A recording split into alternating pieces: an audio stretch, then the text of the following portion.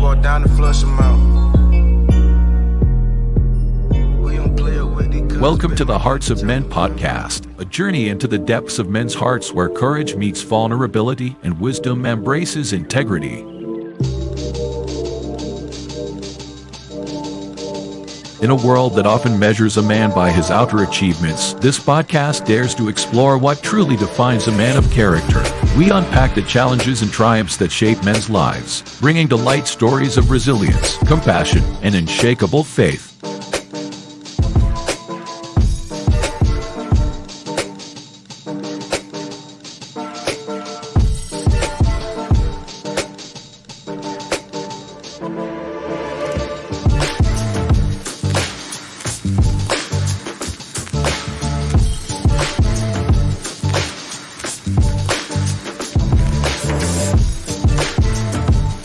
We believe that the heart of a man is a treasure trove of untold stories, powerful lessons, and profound wisdom. Through authentic dialogues and insightful discussions, we aim to unlock these treasures, one story at a time.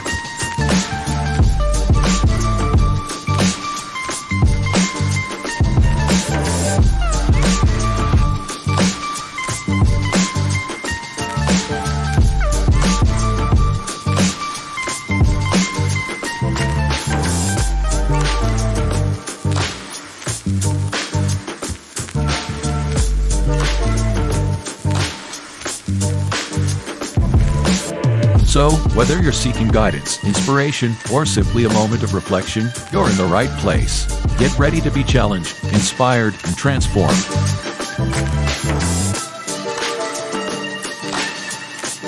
And now, to guide you through this journey of discovery, please welcome your host, a visionary leader and a true catalyst for change, Dwayne Dwyer, but we affectionately know him as the Mindset Coach. I am not Dwayne Dwyer. I am the Uncle Junior. However, welcome to another episode of the Hearts of Men podcast. I will be hosting tonight. Coach threw me in the fire. Now, I already knew I was going to do it, but good evening and welcome everybody to tonight's show. Happy Friday, all of those greetings and good things like that. With that being said, gentlemen, how is everybody doing this Friday evening? Man, I'm doing good. I can't complain, but I won't complain because too much good going on at the same time. That's true. You on this side of the dirt, ain't you? Hey man, I'm good, man.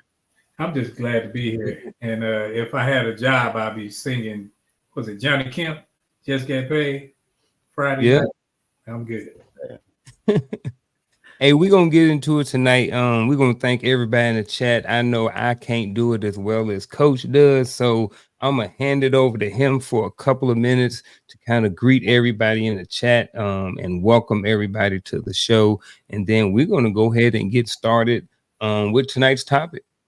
All right, I'm gonna be short. As always, it's great to see everybody, and again, we appreciate you guys, and we appreciate you guys being here with us, because you could be any place else, but you elect to share your Friday nights with us, and we do not take that lightly.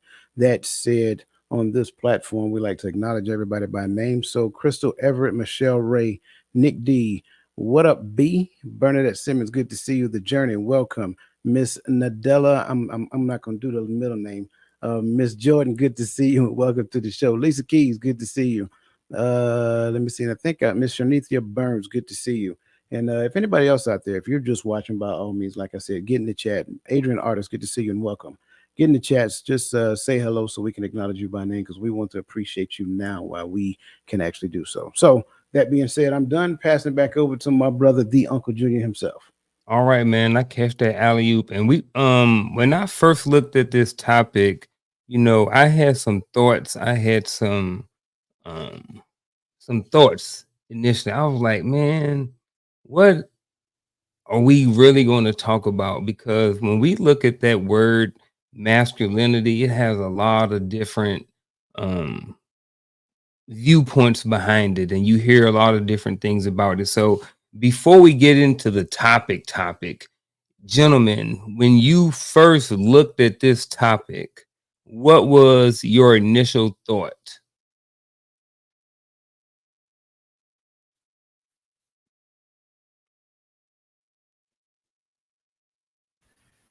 My initial thought was probably, I think we've allowed people to redefine it, and that's been the problem.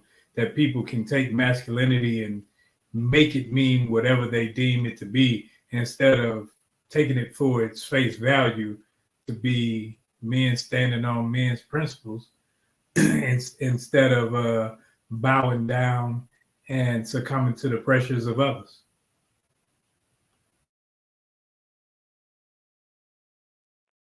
Oh man, I'm not gonna lie. When I looked at it, it was a tough one.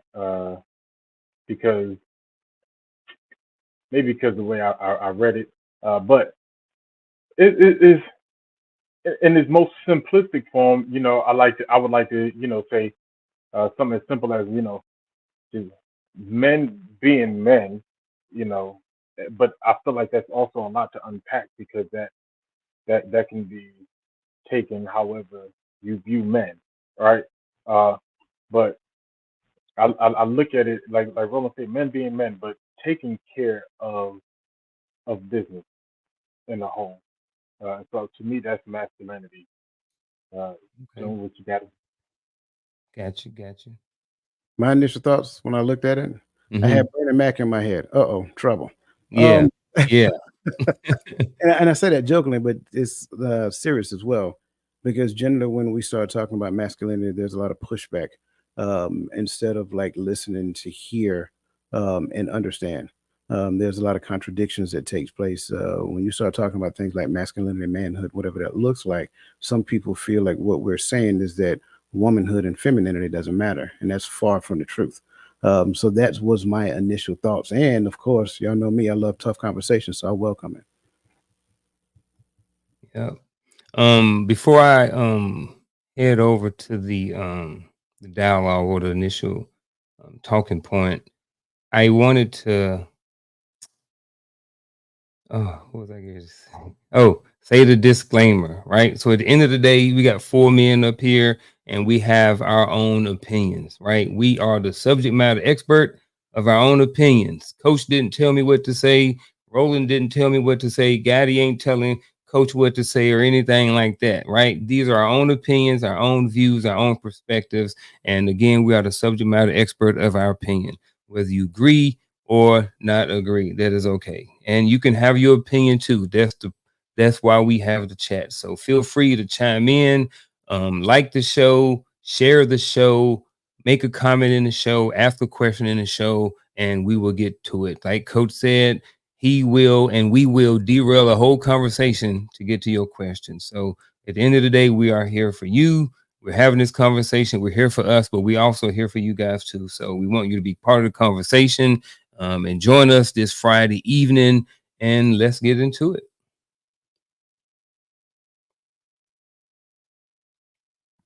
So, in today's episode on the Hearts of Men podcast, we're going to get into the topic of masculinity in today's ever changing world. Our panel of men, yep, all four of us up here, come together to redefine what it means to be strong, resilient, and emotionally aware. We'll explore themes of mental health, mindset, and consistency, sharing the lesson we've learned all over the lives to give men and anyone looking to support men some tools for navigating life's challenges. Join us for a powerful conversation on vulnerability, leadership, and the evolving nature of masculinity in modern society. Tune in to hear diverse perspectives on how men can grow emotionally, overcome personal crisis, and lead into both personal and professional spaces. Whether you're a man seeking to redefine your identity or a woman raising sons or supporting men in your life, this episode offers profound insight for everyone. So here we go, gentlemen. Let's roll with it. So, gentlemen, let's start off the show with this. How do you define masculinity in today's world? And what I mean by that is, list some possible traits or behaviors that you associate with being masculine. So again, how do you define masculinity in today's world?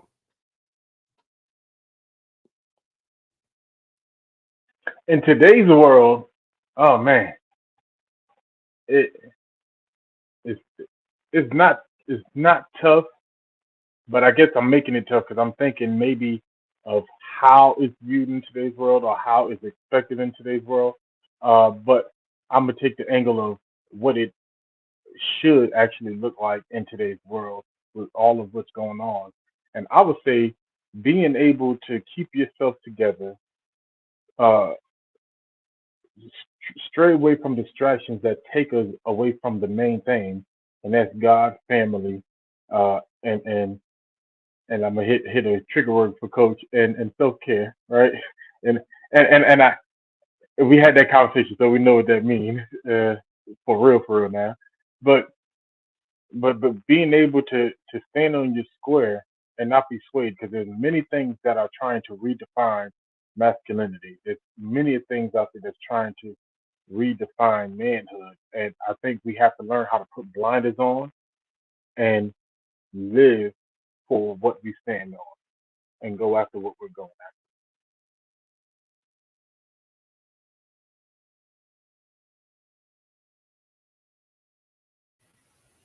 How would I define masculinity in today's world? I think being able to stand as a man, because masculinity, we're talking about men. And so be able to honestly stand on your 2 feet and have the courage to stand up for what's right and not have to bow down because society says different. Society wants to play other games, but to know that you are a leader, you're able to fall and get back up. And some of these things, women can do also. But when we're talking about masculinity in today's time, I think it's being able to know who you are, know whose you are, and find some sense of purpose in your, not just your identity, but your identity in him, so that you can lead your family, so that you can lead. Because I think masculinity is a leading trait. It's not like somebody got to get behind me, but I'm always in the phase of trying to be the leader.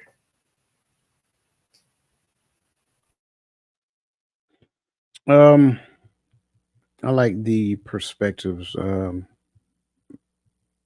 I get it. To the question, how do you define masculinity in today's world?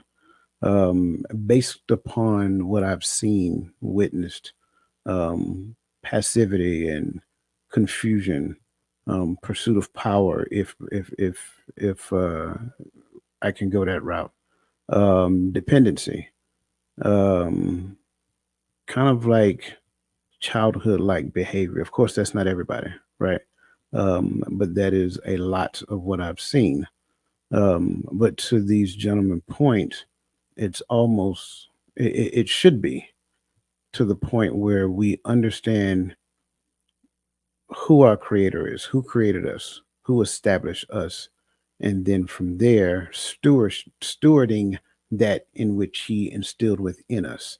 That incorporates a lot of understanding, a lot of assertiveness, a lot of um, care, but also decision making, being able to discern the difference between reality and fiction. So all of those things incorporate that. So yeah, that's kind of like my thoughts. All right, I don't know if I'm agreeing or disagreeing with anything that anybody said. I kind of look at masculinity as something that has never really changed, but maybe more so evolved. So, and I don't think that masculinity changed. I think that maybe certain people become less masculine in certain areas.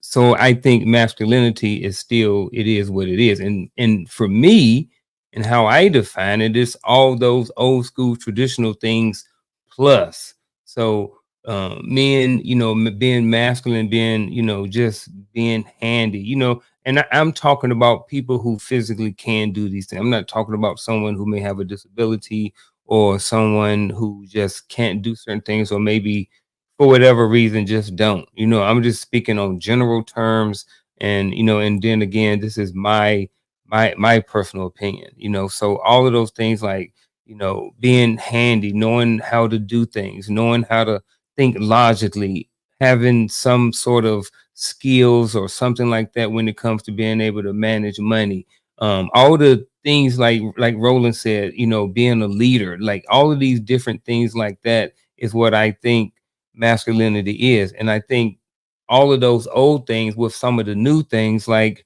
being open-minded, was something that we never heard a long time ago being associated with masculinity. So I think that now some of these new terms, and maybe they're just new terms, maybe it was something that we already had in the past, but I don't really remember, mindset, being open-mindedness being associated with masculinity. So when I say adding on to some of those old things, that's kind of sort of what I mean. Anybody have any more thoughts on that? Nope. All right. Well, let's roll on then. Well, here we go then. Who gets to determine what masculinity is? Who gets to determine what masculinity is? We all on social media. We all hear people talking. We hear men talking about what masculinity is. We hear 22-year-old dudes talking about what masculinity is. We hear 40 and 50-year-old dudes talking about masculinity. We hear women talking about what masculinity is. So what do y'all think? Who gets to determine what masculinity is? I think the easy answer would be men get to determine what masculinity is, but I will go for, because I'm looking at this in more of a community standpoint. So I would say it would be those elders in the community that actually show forth good characteristics of a man, as far as community, family, spiritually. Uh, so I don't believe that we can, those of us who are my age still figuring life out, that think we got it all together. We don't really get to determine anything. You know, So you talking we about might, the elders in the family? but I'm talking specific. Well, I would say in the family, yes, but not elders in the sense of those who are older, because we got some uncles that are 80 and still fools, right? But those who show That's those, where I was going. yeah, that's why I said that show forth that good character, right? That showing forth that character of a family man, of a community man, you know, of a leader, spiritual leader, and teacher to the young. Those are the guys who get to determine it because they're teaching the younger generation. They're instructing us, so we ought to be picking it up from those guys. And if you those guys, then you do. I don't think we should be picking it up from those guys. I think those guys picked it up from somebody else, and somebody else picked it up from somebody else. I think for me, when I look at masculinity and when I look at the role of a man and the role of a father, all that comes from the scripture. The scripture tells me how to act as a man, how to move as a man, how to treat a woman, and how to treat my children and be in community. That's what it does for me. So when I listen to somebody in the community that seems masculine to me, he may be he may have some traits, but it may go off one way or the other. But if I'm following him, I'm not following it. So I think that can lead to where you're following multiple people and not necessarily following the book. Agreed, 100%. The creator decides what masculinity is like. He created me, right? Wouldn't it make sense that I take instructions from him and not, Big Mama or, even my daddy? Like I said, maybe in some cases he just did not understand it. So there are certain things that are taught at a young age, should be taught at a young age. Some people had that opportunity, some people did not. But at the end of the day, for those who did not, should those be without if they did not have a male figure in the house? So those principles that are found within the scriptures should be the defining factor of what masculinity should look like in all aspects of life. If we, go that route. Now, if that's not your cup of tea, I get it. So now you're subject to learning from an older male or whatever the case may be. And then hopefully within the scope of that, you find a way to put it together in the way that works best for you. Yeah. Nothing. I'm not adding to anything. What I'm saying, well, my response to this question is, in a sense, myself or me, but not me at the same time. So taking principles from maybe the Bible, maybe reading, podcasts, information from grandpa, information from the Unk Brigade. You know what I mean? I think spending time around people, living life, learning from other people that you're around, other men. I think that, we can learn a little bit from a lot of people. And, over time and spending a bunch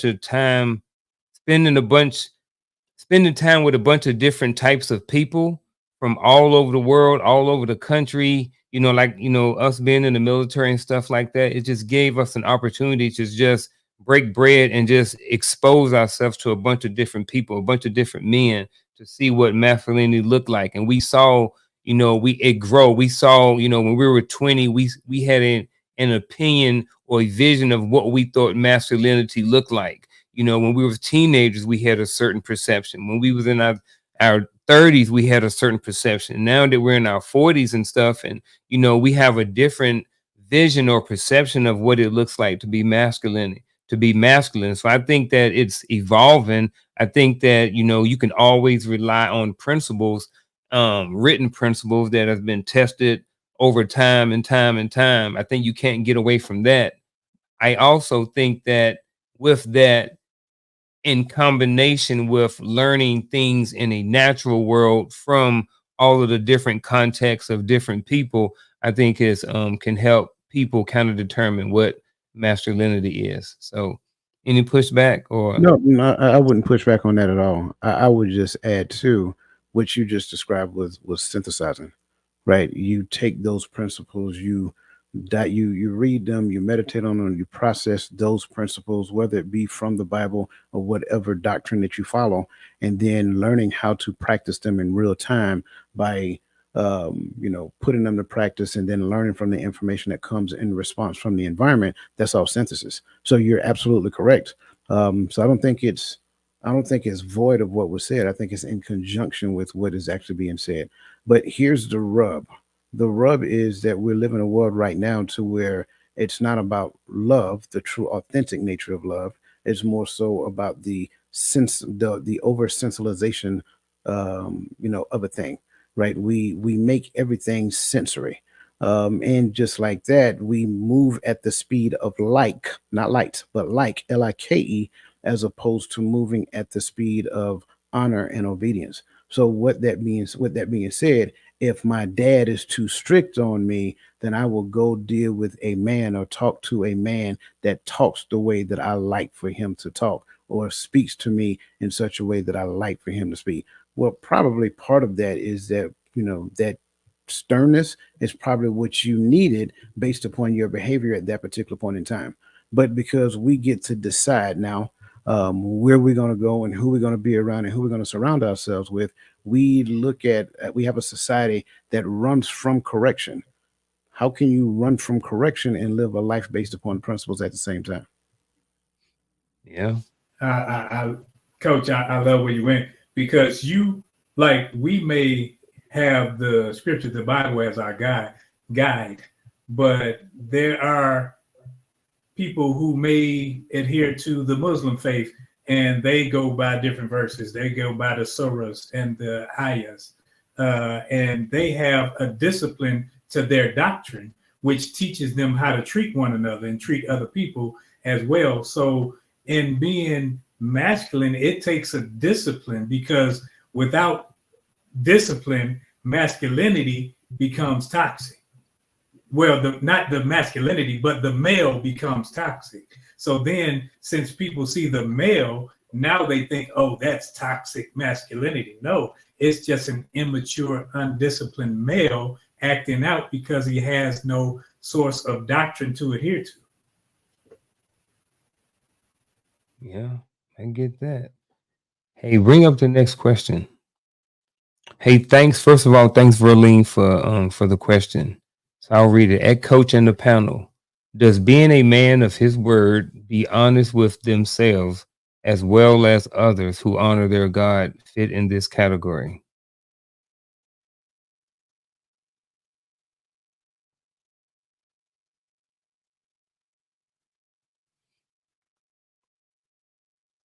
I'll read it again.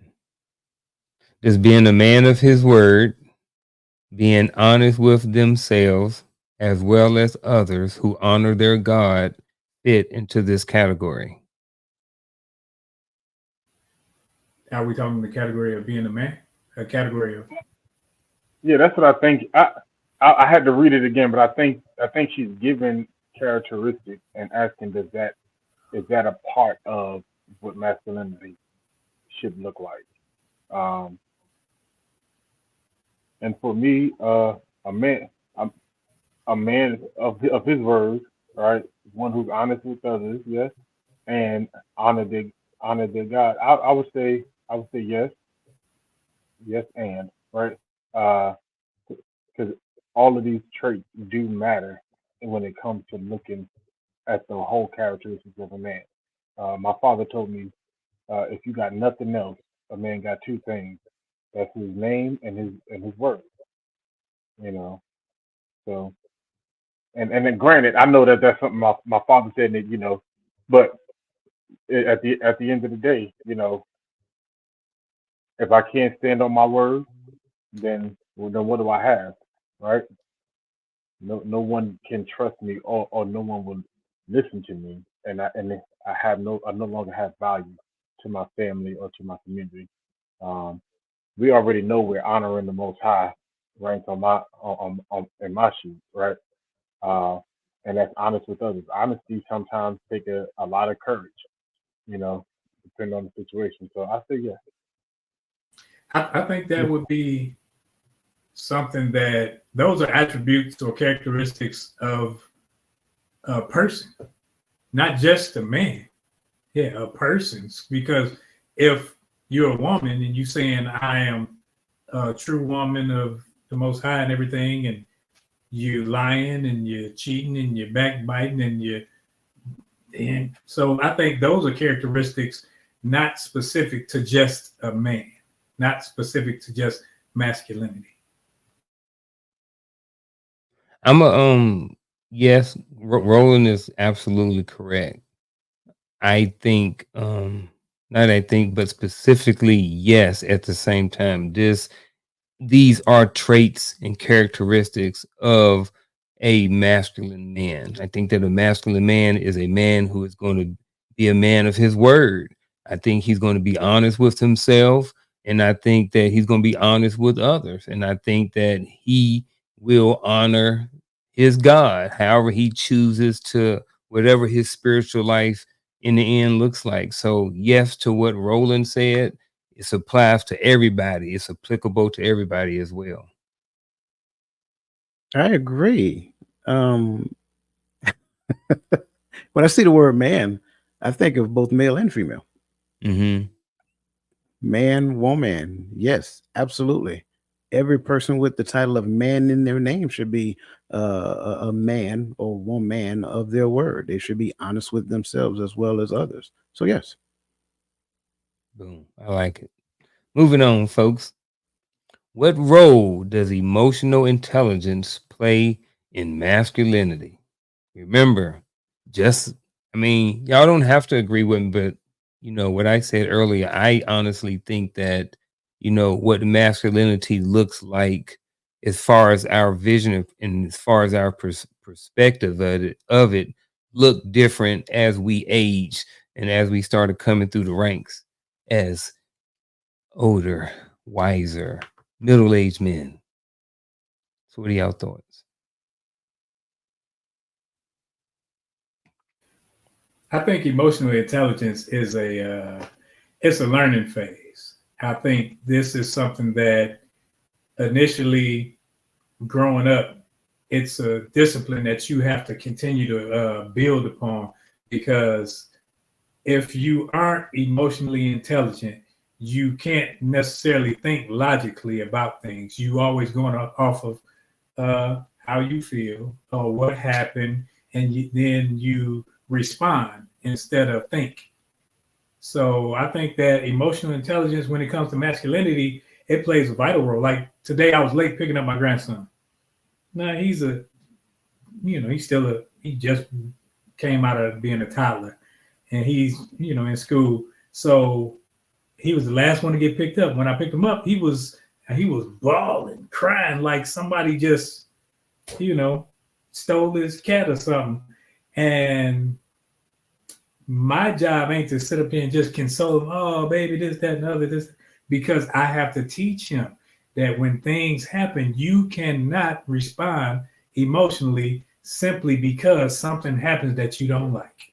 I got to talk to him in a calm manner. I don't browbeat him or anything like that, but I got to instill in him that life will happen. You can't always respond this way. It's okay to cry. That's fine. But you have to learn how to deal with those things so that it doesn't take you over the edge, because when it takes you over the edge, now your responses become emotional acts and not responsible thoughts to say, hey, maybe I'm just going to sit here and wait for a minute because this will happen.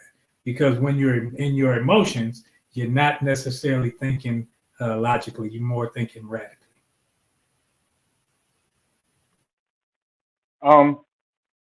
Now this one, when I look at, now going back to probably a year-old conversation we've had about emotional intelligence, I look at this one and I see the two-sidedness of this coin, male and female. And I think oftentimes we equate emotional intelligence to masculine because of what we allow. We allow our daughters to cry it out, but we teach our sons how to hold it together, right? Not how not to feel emotions, but how to hold it together. And if I'm correct, when I think of the term emotional intelligence, I think of the ability to manage your emotions, but even the emotions of your spouse and your family, right? Because sometimes chaos happens, and a lot of times we're expected to hold things together. But I think a part of emotional intelligence is knowing when and where and how to have a release. You know, not to let it build up, though you're holding it together. I got to be able to call Roland and say, "This mother," and somebody. And I'm saying I got to cuss, but I'm just saying somewhere where I can let it out. Maybe for some people, it's go to the gym, hit a punching bag, go for a run, or whatever the case may be. But I think that that's also a part of that intelligence, is knowing how to properly release it so that you are capable to continue to hold it together, to take care of what you got to take care of. So uh, I say yes, but I think both of us should have, both male and female should have emotional intelligence. But I think it just it exudes itself differently when it's exercised with women, you know. Uh, but I digress. Yeah, I agree. I think going back to what was said previously, I think Roland said it. Yeah, I'm doing that tonight. Um, Going back to what Roland said earlier, right? Well, I'm sorry, I think it was Gad that just said it just now. Whoever, whatever. I think we got to look at what is taught. I think Ms. Jordan hit the nail on the head. What is taught in the home, like Gaddy said? What are little boys taught? Are they taught to express themselves? Are they taught to suppress themselves? And then as they get older, they realize that suppression, after going through different iterations of frustration, so forth and so on, that suppression is not the right thing to do. So going back to the question, what role does emotional intelligence play in masculinity? It plays a huge role. I mean, it's like it's almost if I can go this route, it's kind of like a foundational role, because when you go back and look at those principles are teaching you how to regulate yourself. So if you really think about it, that's really what emotional intelligence is: not being led to make decisions according to my senses. So that said, I get to the point of intellectually responding to things as opposed to emotionally responding to things. Once I get to that point, then I get to the point of putting the emotion in its proper place. Therefore, now I'm in more of a creative state than I am a destructive state. And we have to realize if I do it the wrong way, it becomes more of an emotional roller coaster. It's like, being on a cocaine high and always pursuing that, so forth and so on. One of the main reasons why relationships fail, because you don't ever get that feeling that you had with that person when you first met them. And then you get later on, you become disappointed simply because you don't make me feel like you used to. With two things, it was never my responsibility to make you feel. That's for starters. And then secondly, you're stuck on the used to and not recognize what's going on in the now. So when we look at what role, it is a foundational role. It's part of the principles. The principles teach you to regulate your emotions. So even in the space of conversations, when people are, because again, we like to talk about this person is emotionally disconnected. That may be a true statement, but we have to go back and understand the root cause of that emotional disconnectedness, right? Where did it come from? How did it begin? What did that look like? So this again is foundational. Yes. Yeah, I agree with everything. I understand the foundational piece. I also look at it, it's like when you're one of the things that it part of the role that it plays is when someone has emotional intelligence, it helps to and they can manage their emotions, especially during conversations or times of excitement, whether we had some lockdowns at school, you know what I mean, different things we went to in the military. If you can remain and keep your emotions in check, then that also helps be able to be better at communicating, because now you're not yelling, you're not screaming in an argument with somebody. You're able to keep your game face on, or either just be able to remain calm and not let your feelings be so poured out that you can't get through conversations and that you never get to the end of it. So, like everyone else said, I think that it plays a big role in just the emotional intelligence that when it comes to masculinity. Man, this next question is one that I kept on thinking about. And this was one I was like, I want to know how this one goes over, especially when it comes to the physical part. Because I remember growing up, man, and when I thought about, I don't know if I necessarily use the word masculine, but when we thought of men, we played with action figure. We had GI Joe, we had Ninja Turtles, we had Thundercats, we had all those superheroes. Like all these dudes was jacked. These dudes was huge, man. They had muscles on top of muscles. They had veins popping. Then we got wrestlers and you know football players. Like everybody, a lot of the dudes that when we were little that we looked up to were some sort of athlete. Not saying that everybody did, but I think early on in life, we may have started, at least I can say I did. I started attaching, that physical body, to a man or what it meant to be masculine. But I'm going to leave it at that. And then I'm going to let you guys go around the horn. I kind of want to hear from Roland first on this one. I'm kind of interested in seeing what he has to say about this Ah, one. physical and mental strength. I think physical strength, scientifically, physically, and all that, being in the medical field, you do testosterone and those things. That's why we grow hair certain ways and our gonads drop down, so forth and so on. So masculinity comes out scientifically, physically in your body. That we don't have mammary glands, even though some of us might be in the A cup right now. But we weren't made to feed. We were made to do certain jobs, and those are the masculine roles when it comes to nature, when it comes to physical prowess of men. I think that when you look at men and their strength, like you said, when we would get He-Man and they jacked up and we're working out and Yeah. our muscle density is, you know, more for the purpose out for our purpose. But I think now society is going away from that, but we're not going to where society is going. So yeah, it does have a place, and it does have even with the mental strength. It's not about, like, if I come to somebody come to my house and say my wife opened the door and she like 5'2", then he's like, oh, I can just knock her down and just come in, but then he sees 6 foot somebody coming.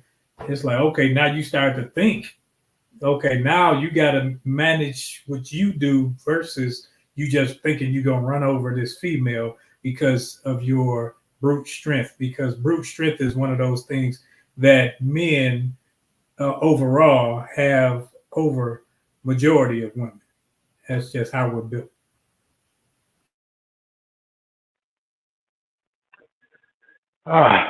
So I agree with everything Rose said, because you can't argue with the science of testosterone, right? But I think it's how you use it. So I would say yes to both, right?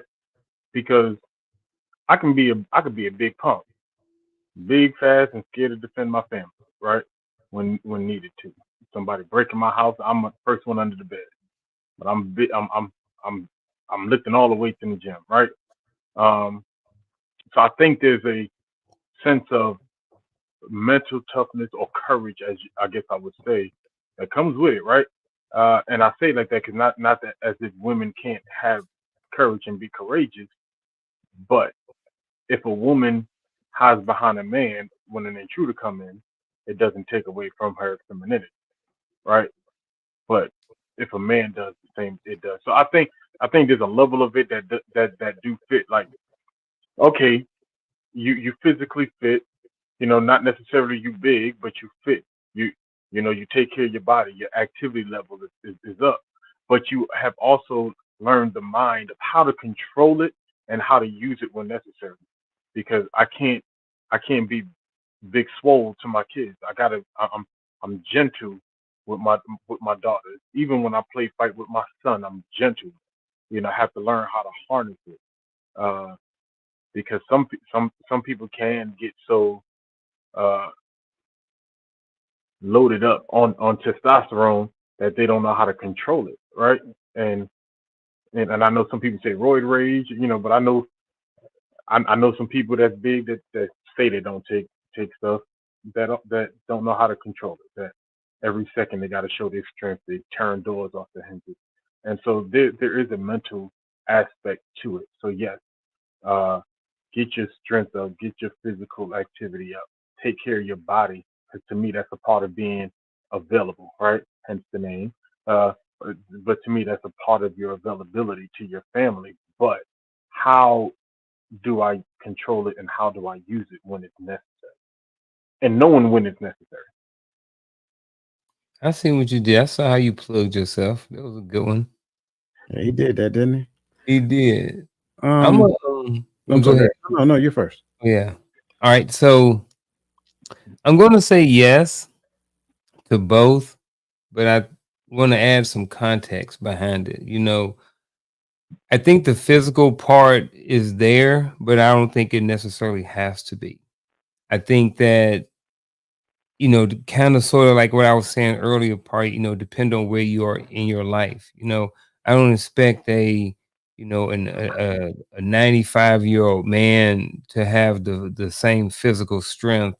I don't think his masculinity is necessarily determined by whether or not he can lift a certain amount at 95 years old, or whether or not he can run a certain speed. So, but I think that it can sort of determine a pecking order, maybe, maybe not, when it comes to a level of what you think masculinity is when it comes to the physical part of it. And I don't know if that even made any sense, but it did in my head. So I rode with it.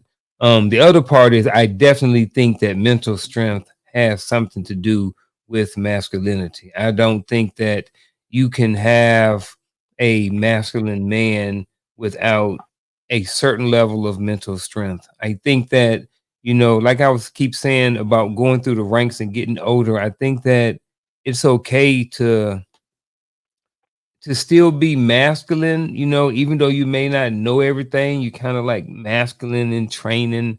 You know what I mean? When you're young and you're 17 and you're 18, you're coming into thing, and you kind of think you're all masculine, like you're all male, you're 160 pounds, you're 6'2", you're freaking, or maybe 180 at 6'2", you're freaking chiseled, you got muscle on muscle, you can run, you can do all these things, and testosterone levels are high, you got a whole bunch of girls, and it's like when you're that age, you kind of seem like you're masculine. But when you 50, it ain't, it's not necessarily the same thing. So that's why I let Coach go last so he could kind of clean me up a little bit.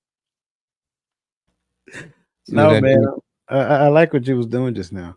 I think a lot of times we put too much emphasis on one thing and then not so much on the other. Um, and I can't say that men alone do it. I think this is a thing. When I look at this question, physical and mental strength cannot be separated. They're interconnected, right? That's where I will start at. When it comes down to mental strength, do I have the ability to understand, read those principles, to understand those principles, and regardless of what happens in my life, hold fast to those principles? That's where I will first start off, which puts me in the mindset of resiliency at this point, right? So now, if we're talking about the resiliency when it comes down to situations that happen in life, so forth and so on, me staying fixed on those principles as opposed to how I feel about what's actually happening to me. Then, when we look at the physical strength, sure, a man is, I mean, just it's a natural thing. Their bodies mature in a different manner for a particular reason, right? It's a God given thing. It is something that He instills. I didn't make my shoulders broad. I didn't make these feet size 11 or whatever that looks like. It's something that was gifted to me. So I don't necessarily have the right to go around bragging about it. Physical strength is more of presence than it is weightlifting, slinging people around, things of that nature. Should I be able to defend my family? Absolutely. I got some tools to help me to be able to do that. I know when to use them. I know how to use them. And I know how to do the things afterwards as well. So it's more of a presence thing. It's more of you being present. So for the boy child or the girl child, right? So they can see what femininity looks like with masculinity. That's really what this whole physical thing is all about. The issue that we all know and have talked about in Ignatium is that the fact that most kids, a lot of kids, are being raised with one and without the other. So you see a lot of this one, but you don't see a lot of this one. And so now we're surprised that we live in a world to where this is being highlighted, promoted, and uplifted, and this is like, yeah, okay, whatever, that's fine, that's fine. So the physical strength is more so of presence, right? What does it feel like to a child when their father walks in a room? What does it feel like to a child when their mother walks in a room? It's a different feeling. It's a different thing for them in whole. They respond to it differently because of what's inside of them. And you guys know, when the kids was young, you come on like daddy, daddy, daddy, daddy, daddy. You know what I'm saying? Like, boy, get off me! I gotta go right in, get out this uniform and all kind of stuff like that. But be real, that feels good as a father. So that's kind of like that's what I'm talking about. That physical strength is more of presence. You go to your daddy for certain things as opposed to going to your mama. If you want something, if you want somebody to give you something, you're probably gonna go to mama 9 times out of 10 because daddy probably gonna say no. And kids learn that at an early age. But if you're like, daddy, I got a problem, you're going to daddy because daddy is a problem solver. That's what he does. So that presence helped them to understand how to navigate their life at an early age so that when they become older, they understand how to be in a position to navigate their lives and, influence the lives of the people that they're in charge of. I- Can I jump in? I like yeah, that because my first three were girls. So being the man in the house, when the girls come to me, if they fall down, they done hurt their boo boo. Like, girl, you better spit on it and go somewhere. See, because being a man, I didn't know how to help them become women, just as she didn't know how to help them see the side of a man that they needed to see so that when they look for men, they could see it. So I think when we look at this whole physical thing, when I was young, like you said, you young and you tall and you strong, you trying to do things. Then you run up on them older men and they say, boy, you're going to break your back. You keep doing it like that. So because they have the sense enough to say, you don't have to use your brute strength for this. You can do it easier like this and you will last longer. And that's the maturing phase when it comes to that masculine energy. So it's not that when you get older, you put away, just go sit on the porch or anything like that. No, you have the sense to know, like, any of us at these ages, we can walk outside, we can see when something is about to go down. And we don't stand around looking like, oh, what's about to go down? No, we got the sense enough to say, okay, come on, we going this way. Because you just know that something is about to go down. That mental awareness is telling you that this situation ain't about to be right. And these young people about to act stupid. So it's time for us to bounce. So when it comes to that physical and mental strength, I think we all have that in different ways. And if we talk about a house, how it's supposed to be, when you have the husband and the wife training of the children, like Coach was saying, there's some things that you just gonna go to your mother for. When you just need, hey, I just need that encouraging word, that hug, you going to mama. She gonna kiss you on the forehead and go. Yeah, but the father gonna tell you how to move as a man. That's why when it comes to certain things, as mama can show him how to do certain things, but there's certain things she need to say, go ask your daddy. Your daddy need to handle this. Because if I handle it, you're gonna be walking around here like EJ Johnson. No, but yeah, I'm right. But yeah, so you handle your end, I handle my end. We're gonna leave it at that. all right.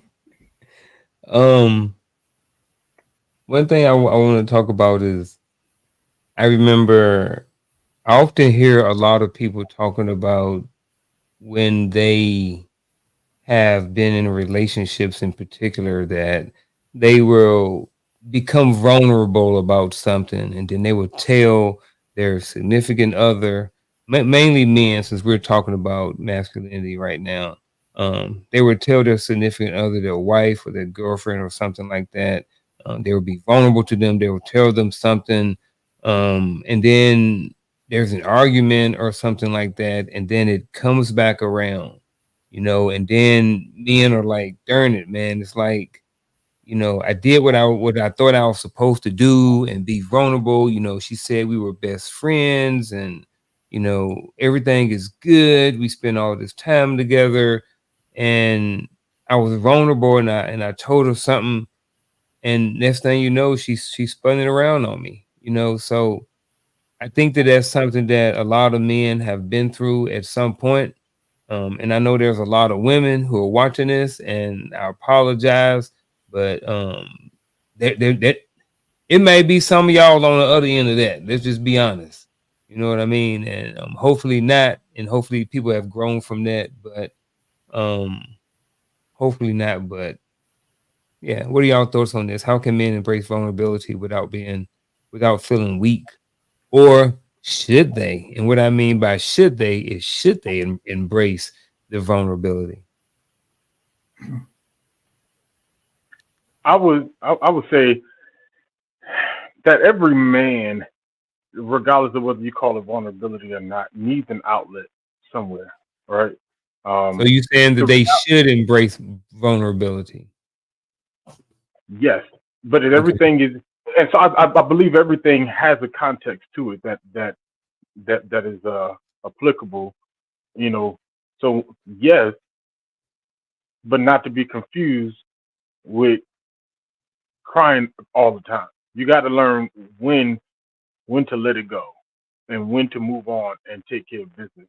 When to stand up and you know, because sometimes, you know, coach even talk about the presence thing. Sometimes it's knowing when to just show force, when to just show presence in the face of adversity, because sometimes that alone strengthens the family and allows them to stand behind you. You know, so we got to. So yes, but in but knowing what it looks like, you know, and I stick there. That's why the last question with I had to hit with both, yes, mental and physical, because that vulnerability goes with the mental strength. And I think sometimes we expect the men in our lives to be strong so much all the time without an outlet that eventually when they have a breakdown, we look at them as weak. But I say, how do men embrace it without feeling weak? Is to me is all about the support, where they're vulnerable at and how it's being handled. Right? If I'm vulnerable with my brother Ro, and he man, stop acting like a B. You know, all right, maybe I am being a B because my brother called me that when I was trying to be vulnerable. You know, like, but that's what. But we being honest, especially when we were younger, that first reaction we got from people when we tried to be vulnerable is how we started to feel. So that initial reaction when I express myself is going to be how I not feel weak. It's how you handle it. And I think that's the harder question, really, is how should it be handled? And I'm not asking, you know, but I'm just saying. I think that's a conversation that I've personally never heard. How should my brothers? How should my spouse? How should my family handle when my vulnerable moments? Because that's the thing that makes me feel weak and being vulnerable, because you mishandled that moment, and now I I have to go into in the what we said before, the quiet and self type. Now I go to that. I go to the shutdown uh emotionally to you, because you'll make me feel weak and being vulnerable. And I hate to make it sound like it's somebody else's fault that I feel weak, but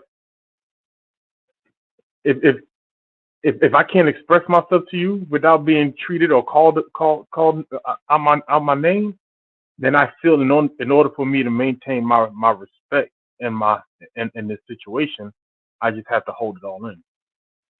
Y'all can correct me if I'm wrong.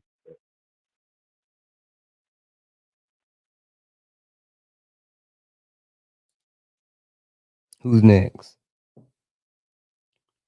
I'm next. How can it? First of all, I'm gonna say, you know, I kind of like what Gaddy said.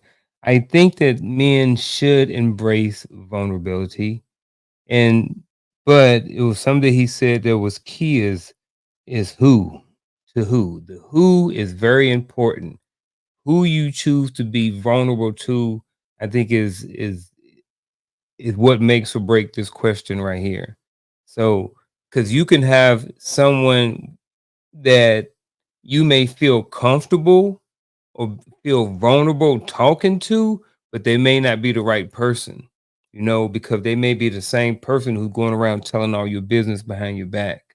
You know what I mean? Or that may be the same person who's wishing bad things against you behind your back, you know. So I think that as we grow and as we develop into more mature people, that we at some point seek out people who we can be vulnerable with. And the thing about when you have like a wolf pack or a team or whatever like that, you can figure out who's good at what, right? So I may be able to talk to Roland about relationship stuff, right? And I might be able to talk to Gaddy about like, look, man, you know, my money jacked right now, bro. Like me and him may be able to talk through some financial stuff, and I may be able to be more vulnerable with him when it comes to my finances, and I may be able to be more vulnerable about my job or my employment, about something's going on at work or something like that with coach. So I think that having the right person to be vulnerable with is very important if you are going to embrace vulnerability. And vulnerability can look different than other people. It's not always just spilling your guts about everything and just telling everybody all your business either. Sometimes it's just about feeling comfortable and being who you are in your own skin around certain people, because everybody, believe it or not, is not even comfortable in their own skin walking around every single day. So that's my 2 cents. Now I want to hear what you other gentlemen have to say about this topic. We both waiting to see who's going. Okay. I think I lied to my kids their whole life. I'm telling you, I did. I lied because they thought I was Superman. They come to the house, everything that needs to be in the house, they know it's going to be there. They know it's going to be toilet paper. They know it's going to be food. They know, they don't care how it got there. They don't care what sacrifices I had to make. They don't care that. And I never exposed that to them. And there's certain things that I didn't expose, like their mother.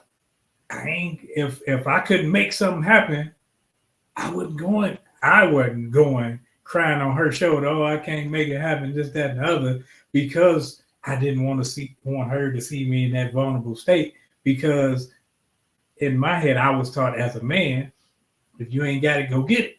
You got to make it happen.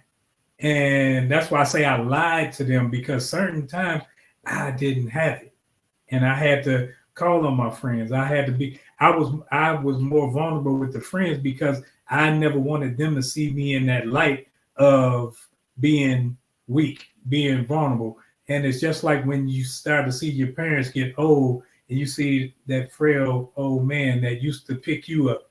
It's like, man, now I may have to take care of him. I may have to do these things for him. So how can we embrace vulnerability? I think that there's certain things that as a man you will divulge, and there's certain things that you won't. There's certain things to protect the sanctity of the relationship. It's certain I will tell certain things, especially if it affects them. But there's certain things that I'll say, okay, let me figure a way. Let me find out how. But as having a partner, you got to be vulnerable with your partners. When you talking about that other half, they got to know if something going to blindside them. Because if you go down, they got to take the brunt of it. They got to know where to find things, where the paperwork is. So I think you got to get away from that feeling of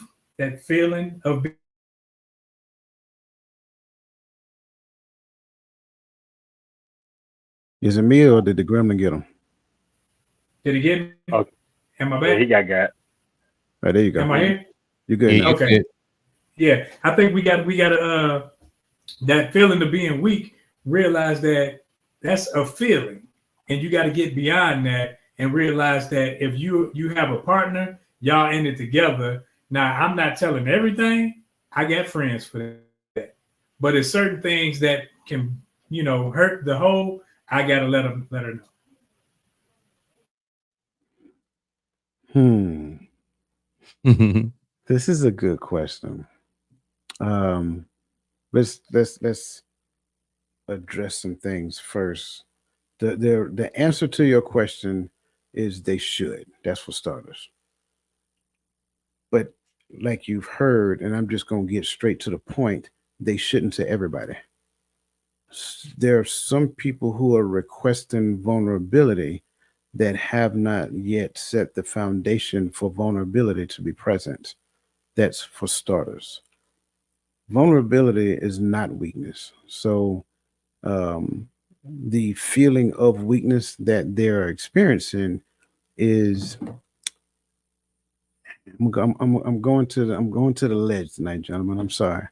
The feeling of weakness that they experience is just like the first time when you were about to, that's man cooking. I'm gonna call a spade a spade. That's what it is for men.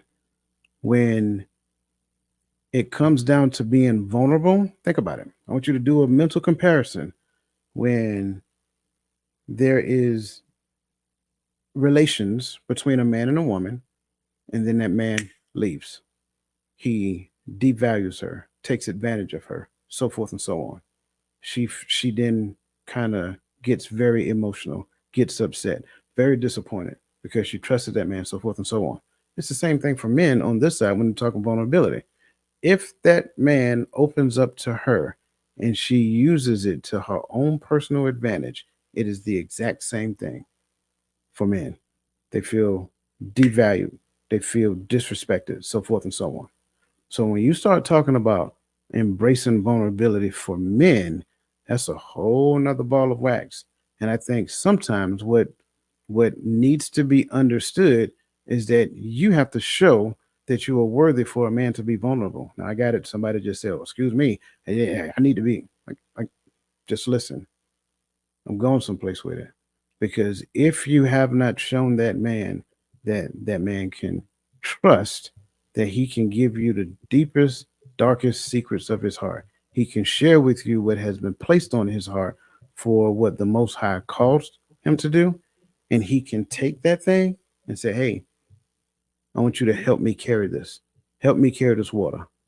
Then you're not there. Stop asking for vulnerability if you ain't trying to be part of the mission.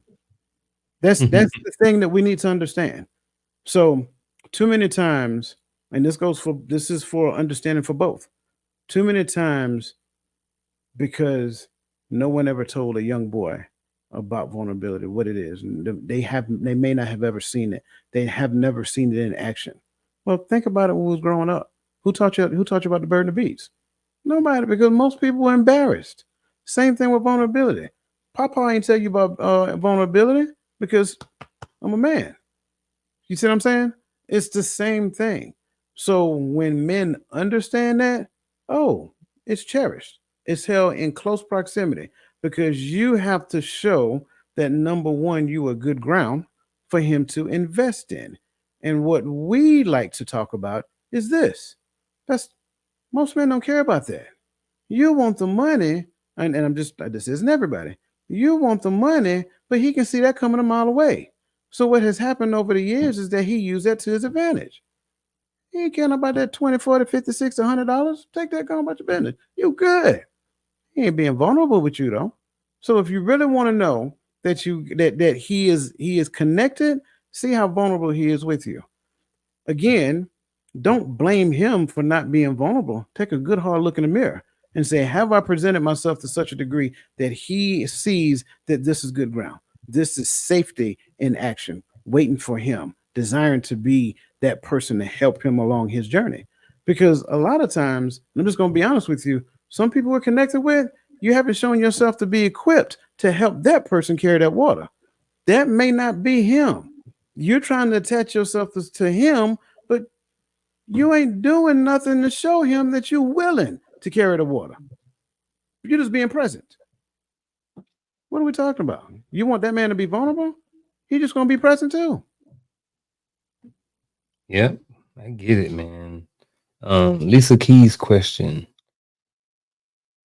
She said, where's it at? Oh, I am hearing old mindset and behavior will cause you to not embrace vulnerability because of shame. So again, I am hearing the old mindset and behavior will cause you not to embrace vulnerability because of shame. My thoughts on this is that it's kind of like being burned, like kind of coach kind of said a lot of it. It's kind of like being burned, like, um, not necessarily my own mindset, but that person's, if their mindset is still the same, or if they haven't changed their behavior that caused them to, uh, negatively affect the trust and my vulnerability to be vulnerable around that person, then I'm more likely to not want to behave in a certain way in the future. Now I'm just like, I was burned. I told you this. It was very personal. It was a very vulnerable moment for me, and I told you, and then you brought it up and used it against me. Like, yes, that behavior will cause you to not embrace vulnerability down the road. Or, like Coach was saying, and some of us saying, we'll go somewhere else and be vulnerable somewhere else where someone has proven that we can be vulnerable with. I think with that vulnerability, sometimes, especially men that were raised, like I was raised in a house full of women, and you learn that women will embrace that vulnerability so that they can switch it around on you. So when you grow up, you start living off of women. So you find you somebody with a Section 8 house, you living in her house. And now she tends to use that again. I put you out and I will do this. And so those things become weapons for her attack. So now you say, okay, you rolling like that, I'm pulling back. I ain't telling you nothing. I'm not doing anything because everything I'm giving you, you're going to throw it back in my face. You're going to use it. You say you want the truth, but you can't necessarily handle the truth. Why? Because now as I start to grow from this, I'm no longer using emotionalism in it, but you are. You still, every time something kicks you off, you going right back to that. So where I was vulnerable with you, now all you doing is pulling the scab off every time something happens. So it teaches the man how to communicate or miscommunicate with you. Oh my bad, Coach. No, you go ahead. Because I had read a comment when she said I was speaking. That was for who was speaking during that time, and I believe she wrote that comment when I was speaking. So I'm saying what. So yes, I do think that old school mentality, right, of not showing emotion can cause you to feel shame with vulnerability, right? But that's I don't think that was more so what I was speaking towards. I was talking, and it's kind of like the brothers kind of cleaned up a little bit. Everybody's statement kind of cleaned up with what I was saying. It's more about how we project the reciprocation of what we say, right? It do I, and a lot of times men read a lot of actions that women do when we're in relationship, when we're dating, or when we're talking. But that's because I need to know what my limits are. You know, we think women are the only ones trying to see if they're safe. Oh, can he provide for me? Or can he do this? Or can he, right? No, but men are also saying, can I be open with her? Can I share with her? Can I do these things with her? Because I don't know too many men that would disagree, but one of our biggest fears are being in a relationship where I am not willing or I'm not capable of opening up to my spouse, because then we're no longer partners. I can't share nothing with you, which means you can't really help me with anything that I'm doing or going through or where I'm going, because I can't share with you because of I do not see in you a person that can handle my vulnerability. Because I see how you react to certain things. I see how you react when I say certain things. I see how you react to another man sharing his feelings, or whatever that may be. But so I think we have to. I'm putting that back in context. So I do believe that old mindset of being afraid to show emotion can play a part. But no, that's not at least where I was speaking I, okay. I'm gonna oversimplify it for a second, just to get to the point I'm making. You get a job. You first get that job, and you go to the job telling your supervisor and your supervisor, oh well, I got this and I got that and I got this and I got that. Right? I can do this, I can do that, I can do this and I can do that. But yet you do your job, right? The things that you're supposed to do. You do your job, but you're kind of like half doing it. You know, you're lazy, you're somewhat late, so forth and so on. Well, why would your supervisor want to promote you? Or you're just doing the bare minimum. Why would your supervisor want to promote you? So I hate to oversimplify it like that, but it's something similar to that. Now let's go to the other extreme. Look at a marriage, a failed marriage to be more specific. Okay. When a marriage fails, a lot of times and I get it, the woman is hurt, she's upset. She gave X amount of years of her life to said young man. so forth and so on. And all of that is true. But this man gave everything he had to her, gave her access to everything, even the pails of water that he was carrying. He was asking her to help him, but to some degree, she assumed that cooking, cleaning, blah blah blah, whatever the case may be, that's all she was needed to do. And I got it, modern day society, both of y'all working. I get all that. And so I got to come home, cook. I got to come home, clean, do all this other great stuff. He's like, I got to come home and I got to, do the trash, do the cars, clean the, garage, make sure that the yard is cut, whatever that looks like. So it's like some version of shared responsibility, right? Whatever that looks like within a household. But the woman gets 100% sympathy. Not in all cases. I just want to make sure I'm saying that. Not in all cases. This one right here, it's like whatever he opened up and gave, it's gone. So it's like now he got to go back and put his hands on the plow like he did in the beginning, just to be able to recoup anything over time, with the understanding that nobody cares. So when we're asking for vulnerability, we really need to understand what we're talking about, what we're asking for. This is not some version of fairy tale hypersensitive emotions we're talking about. We're talking about the entirety of that person's being. Because ideally, when that person has a clear understanding of who they are, everything that they're doing from the source of their identity. So this is their version of how they see the Most High. So when they give it to you, that's what they're giving you. So when you take advantage of it, you abuse it, you toss it aside like it's some little rag doll. Now later on, you're like, oh well, why you ain't on the relationship? Why you? First of all, mind your business, because you don't know what you're asking. You're asking a question that you probably don't have the time or the patience to listen to. So a lot of times, what we need to do is go to work, do your job at the best of your ability, and let the supervisor recognize the potential in you, instead of you trying to talk your potential and show your accolades. Yeah, and you guys own it. I'm looking at the next question. I'm thinking about balance. Sometimes when people look at balance, they look at 50-50. Well, that just makes things even. It doesn't necessarily make things balanced. So balance is like I said, for me, and even is not the same thing.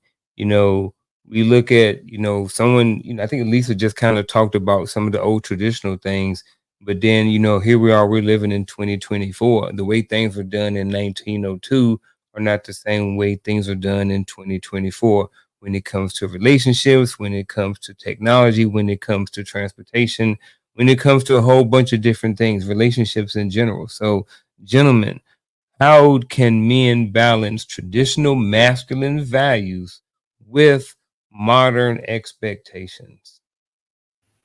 I don't These have a modern bad. expectations, boy. We I all think, want to do this one. yeah, I don't have to. I think you can have modern. It's the same way when if I have a cookout at my house and I say, hey, all y'all come through. Everything needed at my house is here.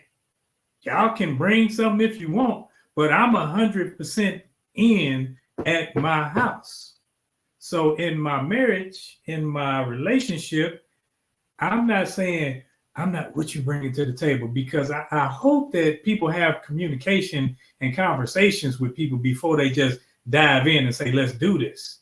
Because if I gotta expect something from you and want something from you other than what we've already talked about, and say, hey, these are my expectations, then I'm looking for you to uplift me, and I'm already in a downward spiral to begin with. So I think that you have a lot of people who shouldn't be in relationships, a lot of people who shouldn't be trying to be coupled up, getting in relationships, say, what you gonna do for me? How we gonna make this work? And so those people aren't whole to begin with. And you got half people saying, well, all I got is 25%, but if I get 50% of that, and they looking at what they losing instead of coming together, seeing what we gain together. That boy good. He was rolling, wasn't he? I didn't know if he was gonna go after that. I go. I look. I look at the question: how can men balance traditional masculine values with modern expectation? My question is, why do men have to balance traditional masculine values with modern expectations? That's what I would start at. I have no desire to balance anything.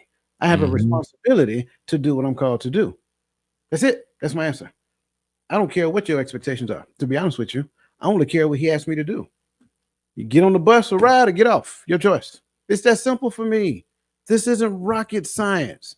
We need to stop listening to TikTok as though TikTok is the Bible. It is not.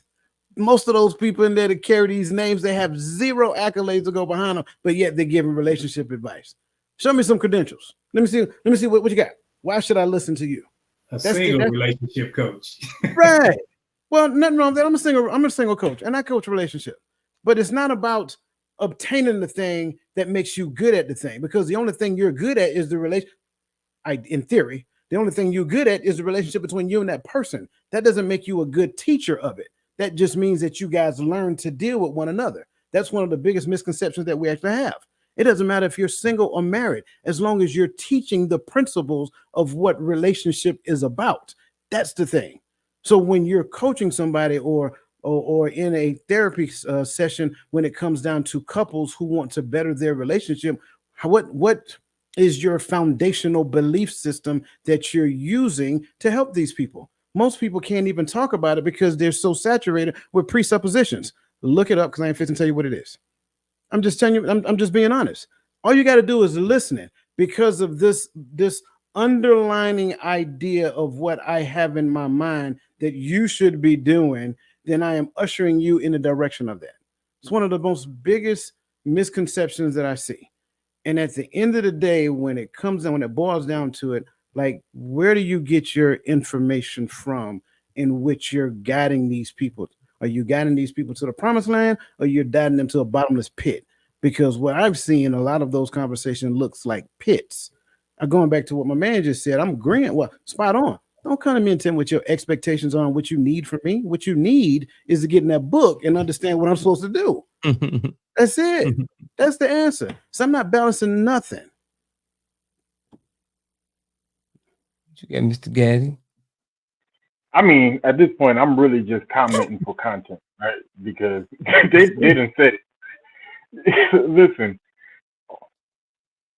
my counter question is, what value do these modern day expectations have that I need to balance it? All right, let's look at our current state of relationship, our current state of manhood, our current state of community, our current state of family, our current state of religion, our current state of pop. Like, in what spectrum of any of that is our modern day expectations actually benefiting us and taking us to a place to where we are still exist? See, we have evolved so much that we have evolved beyond the idea of family. We have evolved past the idea of community. We have evolved past the idea of coexistence. We so individualized that we cannot exist in the same space with another person because everything has to be my way. So the expectations you have on me are only about benefiting you. It's not about benefiting the family. It's not about benefiting the kids. It's not about benefiting the community. It's about, I'm selfish and I want you to be this so I can feel good. And so when you ask me about today's expectations, I tell you how to balance it. You balance it in the trash can, and let's start all over and go to square one, which is the scriptures, and let's refigure this out. Because we got so far, we said, oh, everybody don't need the scriptures. Well, let's look what happened since we got rid of it. We got all kind of craziness and foolishness going on because we have no source of grounding. What is today's expectation? Really, I tell you, today's expectation of a man is to let everybody do what they want to do and pay the bills and shut up and show up when I go cause myself some trouble. And I'm not talking about none of our ladies on here, because I love y'all. We got a great group of men and women in our chat. But go on social media, look at what they're talking about, because everybody's stuck on social media. Ain't nobody out there really having real relationships no more. Everybody's on social media right now, and they're showing you who they are. I want to be able to go out there and cause all kind of heck, and my man got to come and clean it up. That's what they're preaching today. I want to be whatever I want to be, and fly around the world on that man's dime while he does what I tell him to do. Like, where do we coexist? Where do we stand together at in that picture? Where do we raise kids together in that picture? And so the reason why we're not ready to be in relationships because we don't understand the idea of somebody else existing in our space. So in order for you to be in a relationship with me, I need to manipulate your behavior. That's all I got. Can I say one more thing, Yeah. just real quick? I promise I'm gonna be brief. I think a lot of times when we look at this concept of modern day relationship, it's viewed from the standpoint of both parties working, and because these days generally the pay scale is probably about equal. It's like, how do you maneuver that space? So again, just keep in mind we're talking X's and O's at this point, right? We're talking X's and O's. But a lot of times, what you'll find is that some people exist in the middle because when they found each other, both of them had careers. But keep in mind, if we have an example in which we're supposed to be following, the scripture tells us clearly that we're supposed to present ourselves as a living sacrifice. So, what the sacrifice look like to you? What the sacrifice look like to him? You know what I'm saying? Whatever that looks like. Maybe part of that is sacrifice that you may have to give up that career for what he is called to do. I know that's a hard pill to swallow, but we got to look at what we're called to do. So again, I'm not trying to tell people what to do with their already pre-established relationship. However, that scripture is not there just because it looks good on paper. Yeah, I want to get to this last question. And the last question is, what role does masculinity play in today's society? But when we're asking, when you guys are answering this question, I want you to make it more personal, right? So everybody up here has children. So if you was to define or talk about masculinity to your children, to your daughter, to your son, or something like this, and they pose this question to you, that's how I want you to answer it, because we're all family here. I want to make it a little bit more personal, not just speaking from a general standpoint, so from a personal standpoint, if one of your kids were to ask you this question, what role does masculinity play in today's society? How would you answer it? So as the youngest one with the youngest kids, Now, not necessarily right now. If you was to have this conversation, and your child was a teenager or young adult, because I understand you got little ones still. So I got a teenager, so okay, he only been a teenager for about 2-3 weeks now, but he's a teenager. Uh, so first thing first, is someone who loves his God, or love the Most High, right? The Most High, in tune enough with Him that he's able to hear from the Spirit and receive the vision for his calling and his family, and one who seeks out the proper guidance to carry forth this vision, uh, and capable to lead his family in doing so, while understanding that advice and mentorship is not a lack of it does not exude a lack of leadership ability. It's actually a strength. The ability to to keep driving on while hell is breaking loose, being able to maintain a brotherhood and a community without having ought and fighting for position in that brotherhood. You know, the and for me that's just like a baseline, because half of the problem is the level, and I will explain this to them. Half of the problem is the level of feminine traits that men today are showing that we can't even exist as men together because we're too busy trying to one up each other and trying to outman each other and trying to I want to be the breadwinner in the group or what have you. My apologies. So being able to maintain relationships while still driving on with everything else that I've already said. And to me, that's the baseline. And when you get older, you realize your knowledge of this thing will continue to grow. What role does masculinity play in today's society? I think if I were telling someone, or my children, or whomever, I think I would probably say I got to accept responsibility for my ups, for my downs, for my wins, for my losses, for my ins and outs. I got to realize that I'm responsible for my actions, whether good or bad, and I accept that responsibility. That's part of being a man. That's part of that masculinity, because I can't push it off on anybody else. I got to say the buck stops with me when it comes to me and mine, not anybody else. So if the responsibility is on me, that means that the responsibility to learn, to guide, to lead, all of that is on me from my vantage point, not just when it suits me or feels good. Oh wow. Teacher, shepherd, guide, protector, ambassador. Like, I mean, we can go on and on and on. It is a foundational role of the family. It is a role that teaches what the Bible talks about. It is one that actually ensures that those principles within the house are actually not only taught but also practiced. I think every section of the Bible incorporates what that role looks like. And if we miss it, we just miss it, right? You can go all the way back in the beginning. It could, the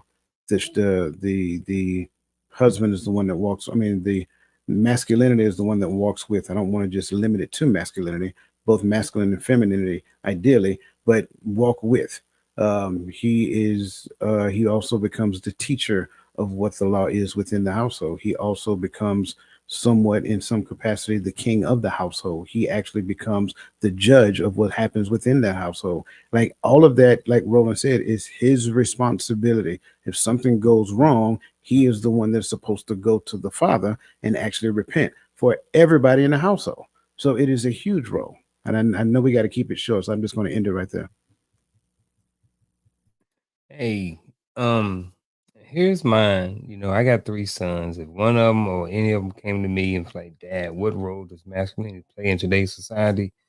I'd be like, "Look, brother, sit down, and let's start booking a bunch of conversations. Look at some podcasts and kind of sort of let him know that it's going to look different now and that it's going to evolve over time. I think that certain things are going to stay the same, but I will have him kind of do some research about what masculinity is. I would have them, look at certain things on social media and not necessarily try to figure it out itself, but just to learn and just kind of see what different versions of masculinity and how it's been used in society is, in addition to everything that you guys have already said.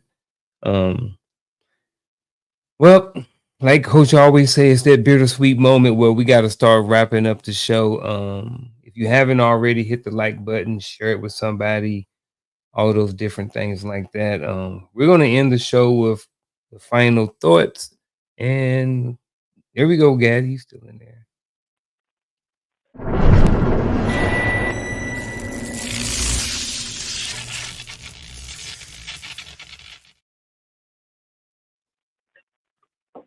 Man, this is a great show. As always, a great conversation with my brothers. My final thought is simple. It's two men and two women, right, at the same time, because men, we do need to actually understand what true masculinity is, primarily from what the word of the Most High says. All right, that is the final judge. If Yah said it, that settles it, right? And so having that foundation in your life and only building on that solid foundation, which is the word of the Most High, uh, we have to learn how to walk in our true calling of masculinity and what that looks like for our families to be better, right? And then when I to the women, how does that apply? Because it's a lot of women saying I can't be feminine because uh, men can't be masculine, but I also want to ask, or add that when that man finds that true masculinity through the Word of God, and he begins to grow in that and begins to try to lead his family through that, it is important that you also learn how to allow it to exist. That's why I think the imbalance is, and I know that it's hard because of the way our community is, and the absence of male role models showing this in the home. But we have to be able to allow women to be feminine and men to be men, so that we can both protect each other in the right way. And that's all. I love this conversation, and I'm gonna have to go and express some masculine energy when I leave out of here. But I think when it comes to masculine energy, we don't have to redefine it. We just have to be it. We have to, uh, whatever you adhere to, the discipline of it teaches you to be in your masculine energy and being a strong man and all these things. Because my job is not to see how the women should be more feminine and all these things. My job is to be and exude my manhood, my masculinity, and walk in that. And I learned that through the scriptures. I learned that by uh, having those that are around me knowing their roles, knowing who they are, and those that can help teach me, help guide me, as well as help check me when I'm not walking in that. And if we aren't walking in our manhood, then I might as well put on a dress and go and play with some dolls or something like that.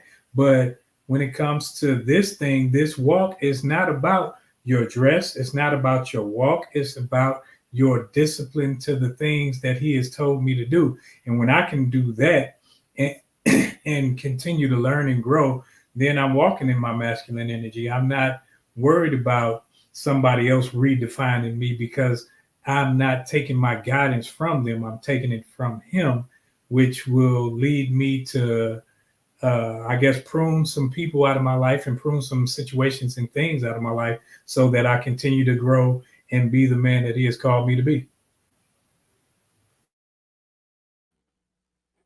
Oh man, this is very good.